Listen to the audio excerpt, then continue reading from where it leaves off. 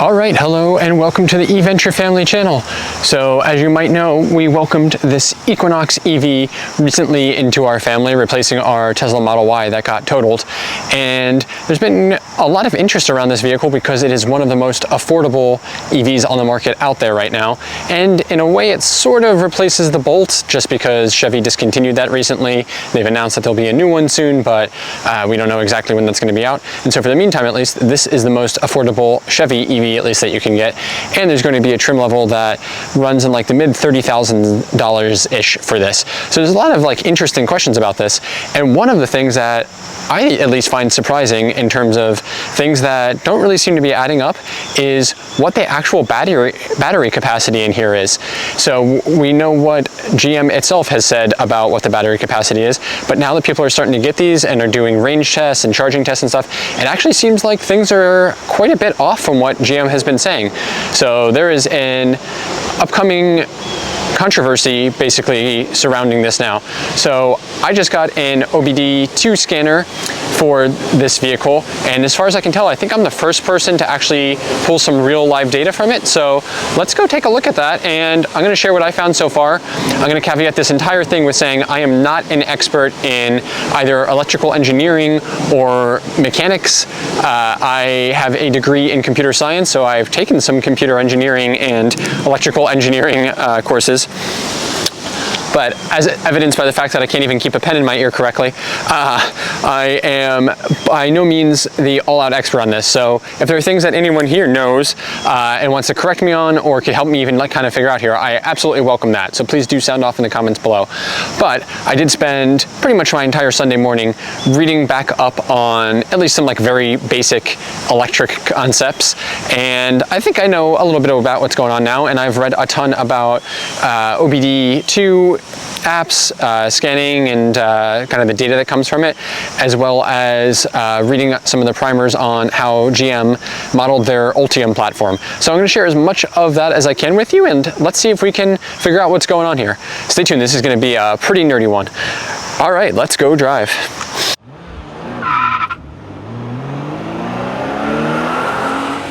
That's right. All right, so first off, this is our 2024 Chevy Equinox 2RS all-wheel drive trim of the Equinox. And that's important because, actually I don't know if it matters, because all of the trim levels and even the front-wheel drive and all-wheel drive are supposed to have the same batteries in them.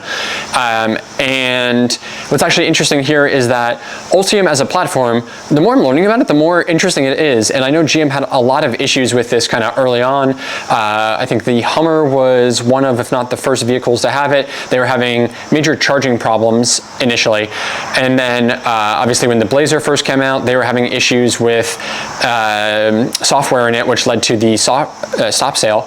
And there have been like some conflicting things around charging there. People have had issues with Cadillac vehicles as well. Even like the Silverado has had like some reported issues and compatibility problems with certain chargers and stuff. So there's some interesting stuff going on here. But I actually think at the end of the day, this has been a really smart strategy by GM, because basically what it is the Ultium platform itself is a set of cells, battery cells that can be used as building blocks in all across their range of vehicles.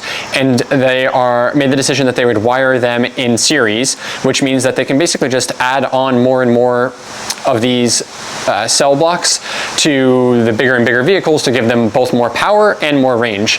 So at a very high level, I don't know, 101 for electronics, I guess.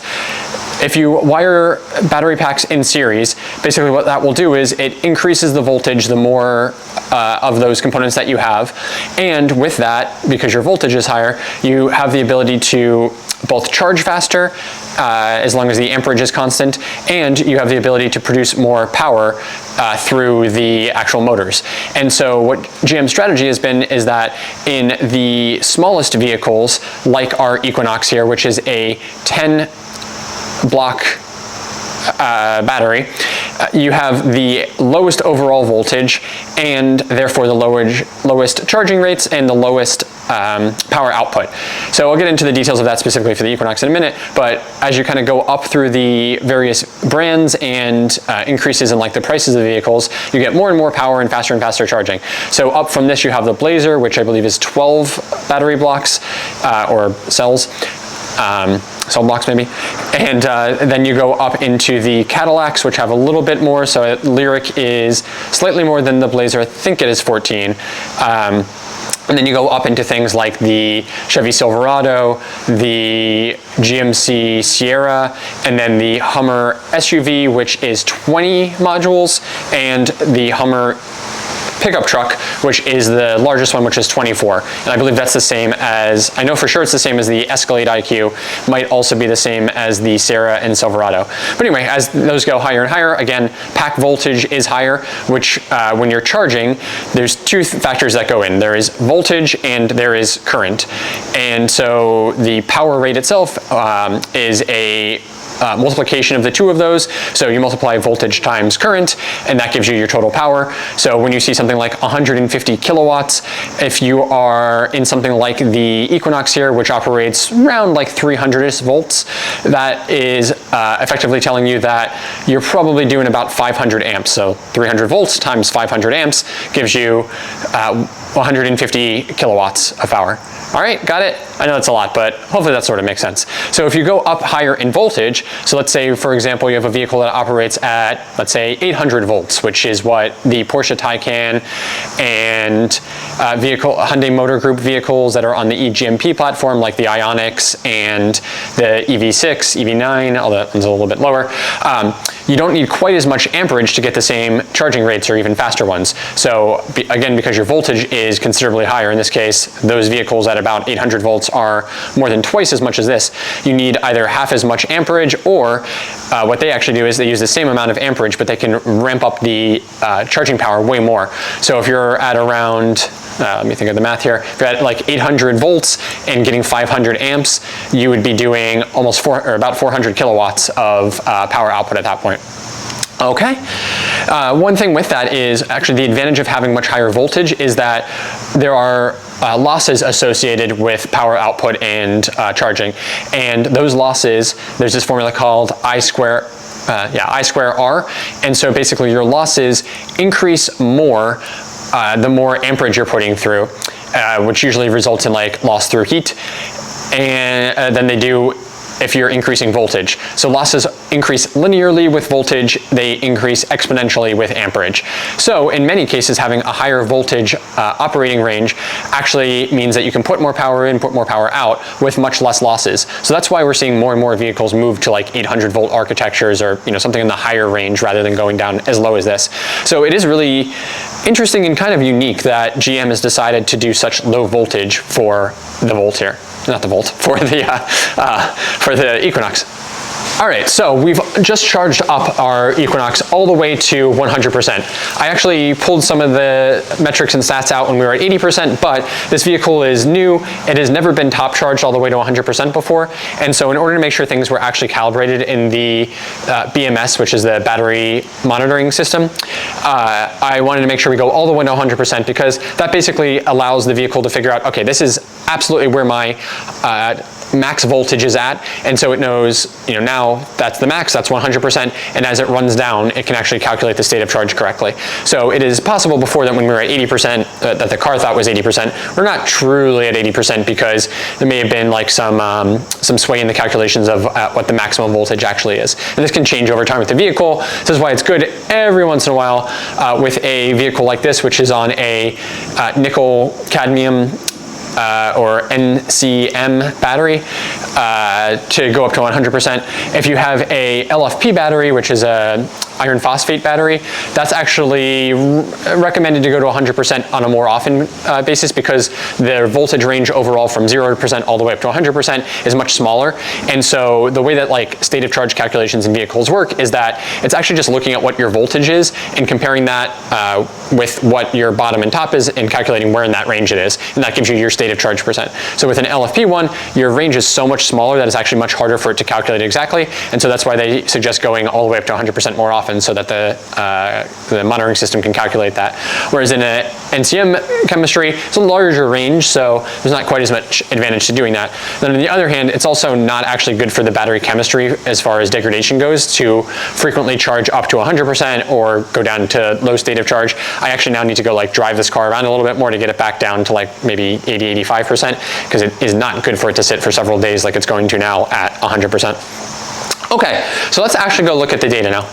All right, so first up here, before I unplug the car, I just want to show one of the cool things here. We have this charger from EVIQO, which you can actually find a video where I did a review of this and link in the description below if you're interested in this one. So this is my favorite one, and it works super well with all these vehicles, although I did have some issues actually the first time charging the Equinox, but now it's been fine ever since, and it had no problem getting to 100%. The cool thing here though is the app shows through Wi-Fi here exactly what our voltage that we're operating at is. Although, why does it keep increasing? So we're at 245 right now. So that's at least what's going into the charge port. This is not what we'll use for our calculations, but it kind of gives us a baseline here. All right, so this is the OBD2 scanner that I picked up on Amazon. This is called the TOPDON, and it had good recommendations, and I also found that it was recommended as being compatible with a few Ultium vehicles, and it did specifically list the Equinox EV, interestingly.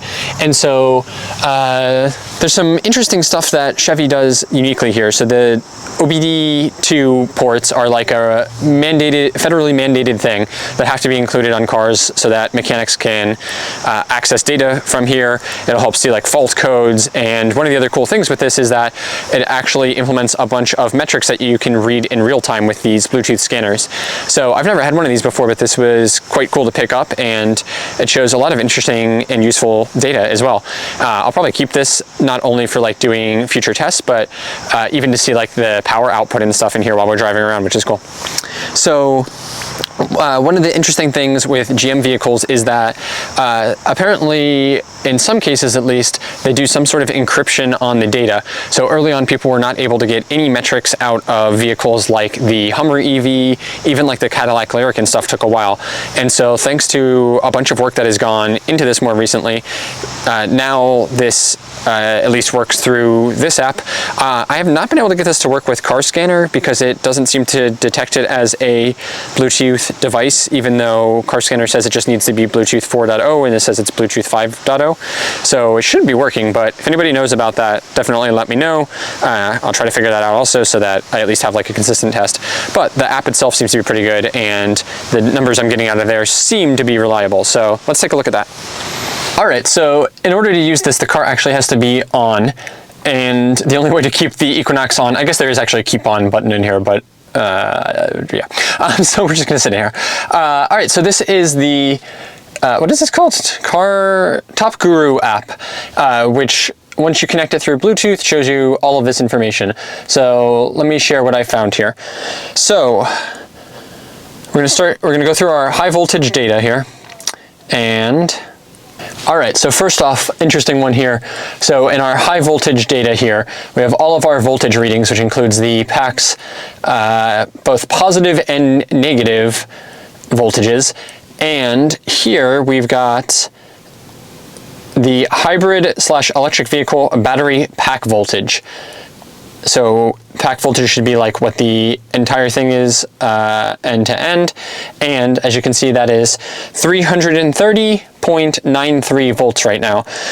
We just lost a little bit from there, but when I fully top charged it, it said that it was 331.29 volts. Now this is kind of cool. We can see also the high voltage, what is it called? Isolation data.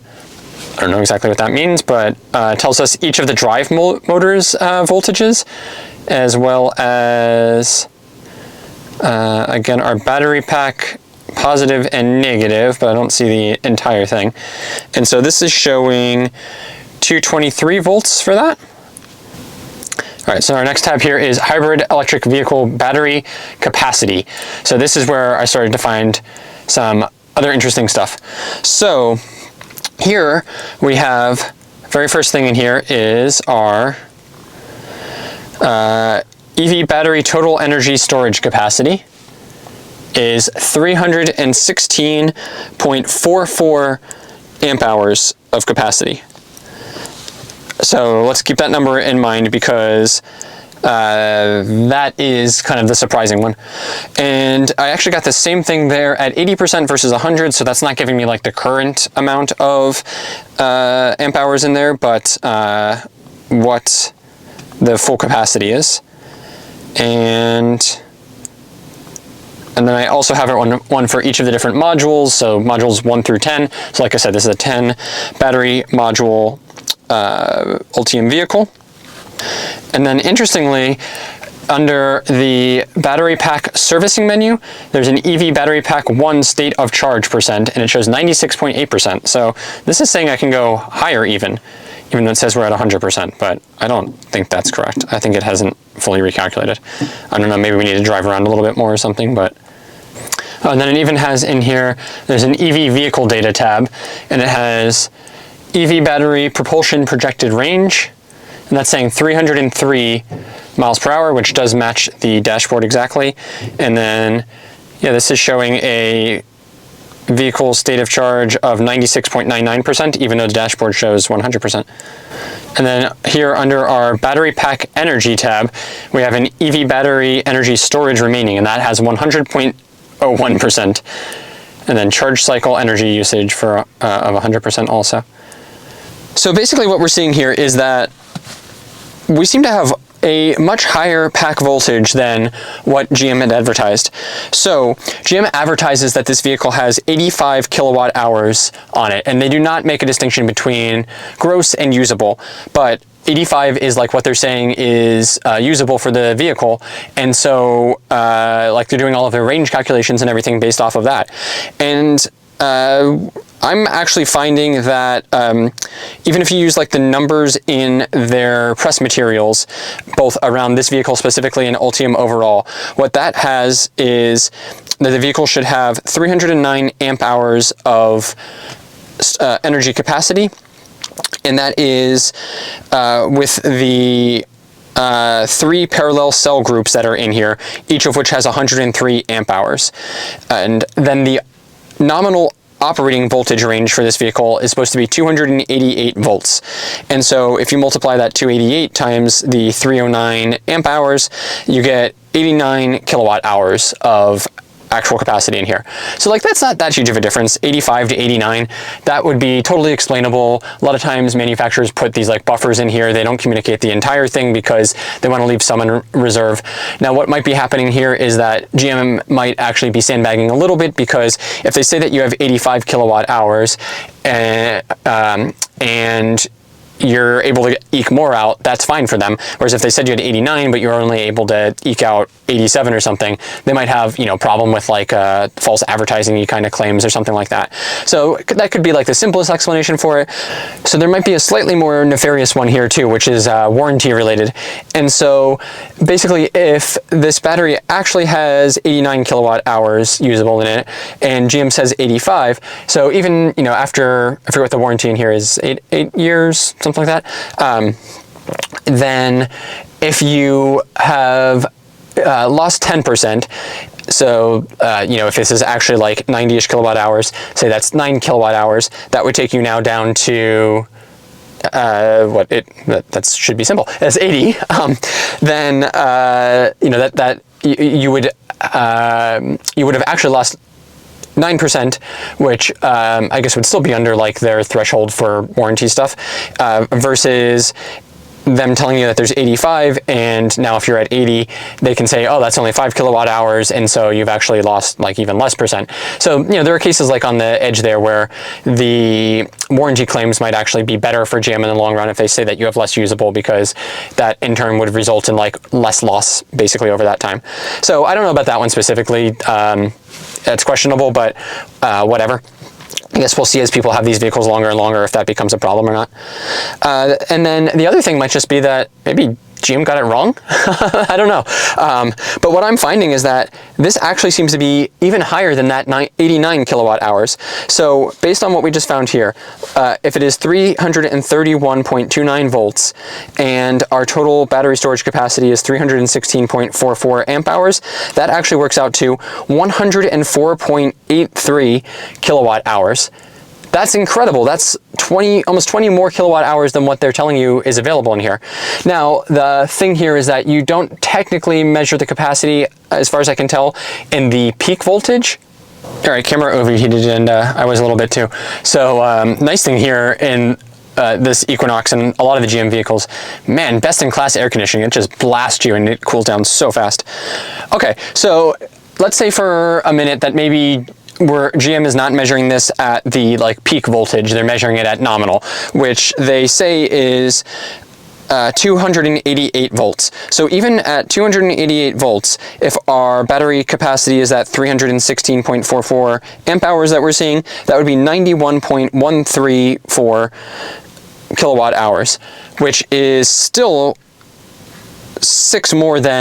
almost 7 more than six more than what GM said is available in here, which is pretty incredible. And that's actually pretty close to what some of the range charging tests, including the main one that I've seen, which is Tom Malogny at State of Charge, was able to pull out. He got about 89 kilowatt hours, maybe about 90-ish or so. So that could be the case here as well, where we're actually something closer to 91. But I don't know, from what I read, it seemed like your actual peak capacity, because you're not running at nominal all the time, you're running at whatever the battery's currently at voltage wise, and that is going into the motors. So our actual storage capacity from my calculation should be 104.833 again, which is absolutely incredible. So I don't get, it's a weird thing that GM seems to be kind of hiding a little bit of this. Nobody seems to be getting real information about it, and so as far as I can tell, I think I'm the only one who's pulled all of this data. So again, I'm not an expert in all of this. I try to just share everything that I could possibly, find out and learn from this. But if I missed anything, if you've got questions on other data points or something that I might be able to get from here, let me know, and we can all kind of work through this together. But it seems like this is a great thing here. The Equinox actually has way more capacity than what we thought it might. And so as long as the overall efficiency calculations are correct here, and for example, we've been getting about 3.1 miles per kilowatt hour. So if we're actually able to use something near that 100-ish kilowatt hours, that would be 300 miles of range. Yeah, okay. So that makes sense. So maybe they're just kind of using this as internal buffers and stuff. So I don't know. At some point, I do intend to do a full 100% to as close as I can get to 0% range test on this. There could be a huge buffer down below, because especially when you're operating at this very low voltage down at the bottom part here, which would be in the mid to low 200 volts, you can start to deal with some things where you could actually really damage the vehicle by sagging that voltage down too low, and it will no longer work. All right, so that's what we found so far on the Equinox EV. Seems like we have way more usable battery than we even thought. In a weird way, on the spectrum from our old Model 3 standard range that had, I don't remember, something 50-ish, I'm not gonna get that right, but it was a low amount of kilowatt hours, all the way up to our Rivian R1S large pack, which has 130, I think. I'm actually surprised this has something 100-ish kilowatt hours in it, if that is the case. That is huge, and I guess it helps explains how we're able to get such good range in here. But that's quite interesting. If they are using the same cells and chemistry and same battery modules as the other vehicles in the Ultium lineup, then something seems a little bit off here. So either they're doing something different here, or this all just comes down to differences in published numbers. All right, well, anyway, let me know what you think down below. Hopefully get some other Ultium experts in here that can maybe tell me more about what we should be expecting from this platform. But that's pretty cool. With that, if you enjoyed this, please do hit that like button. It helps others find this channel and helps me share more crazy nerdy details like this. If you didn't, well, too bad. I warned you at the beginning it was going to be super nerdy, so it's your fault for sitting through.